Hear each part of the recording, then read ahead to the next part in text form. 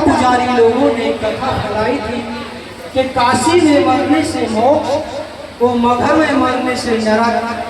तो उसी पावन भूमि से को पावन करने के लिए शत्रु कभिशाप ने उस समय किसी भी महापुरुष की उस कलंक को खत्म करने के लिए किसी भगवान की, अल्लाह की, गोद की, ऋषि की, मुनि की, त्यागी की उस कलंक को खत्म करने के लिए हिम्मत नहीं हुई।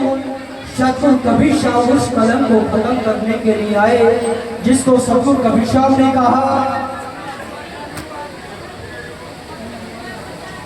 कि शत्रु कभिशाप का जीवन ही रूढ़िवादी परंपराओं को खत्म करने के लिए हुआ था। तो उसी को शत्रु कभिशाप ने कहा, आया है सो जाएगा राजा रंग फकीर, कोई सिंहासन चट चले, कोई बांधे हाथ जंजीर।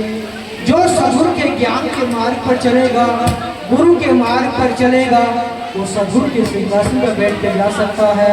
जो भक्ति मार्ग नहीं करेगा वो जंजीरों में बंध के जाएगा। इसलिए अपने जीवन में उस सत्य की खोज कीजिए जिसको सद्गुरु कभिशाप